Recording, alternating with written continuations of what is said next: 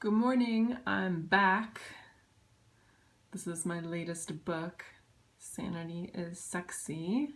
Hi everyone. So I just did morning yoga. It's about 27 minutes long, and I hope that you will join me for morning yoga every day during September. That is my goal. It is National Yoga Month, so please join in, and I'll be doing it every day. I'm going to try to do it every morning during the week, and during the weekends, we'll see. We'll find out. So for everyone who doesn't know who I am, my name is Diana Antholis. I am an author, a life and health coach, personal trainer, and a person who wants to help other women live balanced, centered, and sexy. And that's something that I have been doing since I started this business in 2012. So it's about three and a half years I've been doing this, because I didn't feel very balanced, centered, or sexy before that. And I think it's really, really important for us to feel comfortable and to feel like ourselves and to unleash who we really are. So that's why I always say I'm Diana. I'm from Unleash Your Sexy. I have written 2 books. One is my coaching book here called Unleashed, Live the Balanced, Centered, and Sexy Life You Deserve. And my second book, Sanity is Sexy. And so this book really has all of my best coaching exercises in it to live the life that you want to live. And this book has 40 mantras. And the reason I'm saying this is because I'm doing the Perry Girls Scope assignment today. I just happened to look at it, and for September 2nd, it is how to move past fear.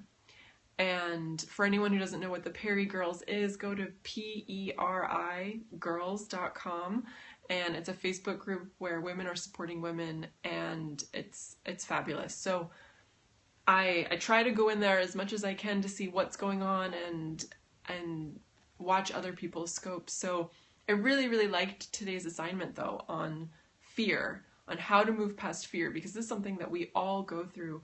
And that's why I'm bringing up these books, because the whole reason I wrote these books was because of how we can get crippled by fear, and what is fear, and how can we make it work for us instead of not work for us. So I want to share my favorite exercise that I do almost every single day to move past fear. And it's a mantra exercise. It's about creating your own mantra. And so that's why I brought up these books, this one that has the 40 mantras in it, and I teach you exactly how to create your own mantra so you can move past fear. So I want to take you through it. See here, create your own mantra. So I do this all the time. I have mantras every single day. I can sometimes have multiple mantras per day. I can have a mantra for the year. I can have a mantra for the week. I can have the mantra for a specific situation in my life. So this is how you do it. So I want everyone to do this with me. Take out a pen and paper and create your mantra with me, and this is how I move past fear. So the first question, there's 4 questions. The first question is, how am I feeling right now? So really dig deep into that. How are you feeling? Sad, scared, nervous, like really dig deep into the feeling. If you're saying stressed, that's not a feeling. It's a cover emotion. Anxious, cover. That's a cover for something else. What are you really, really feeling? Are you angry? So really think about this. How am I feeling right now? So write it down. Write it down on the paper. Number 2, what am I thinking right now in order to make me feel this way? So what are the thoughts going through your brain right now on why you're frustrated, why you're sad, why you're nervous? What's going on up there? I mean, this is something that's very specific. So if you're frustrated or you're angry, is there someone that's making you angry? Is there a situation happening in your life? What is it? Think about what that is. So that's question number 2. Number 3, how do I want to feel? How do I want to feel? So think about that. Usually you want to feel happy, peaceful, calm, excited. You know, is there something that's scaring you, but you really want to be excited about it? Is there someone that's frustrating you and you really want to be calm about the situation? What is it? How do you want to feel right now? So this should be easy. Usually it's like happy, peaceful. And number 4, here's the tough one. What can you start thinking to make yourself feel like how you want to feel? Okay?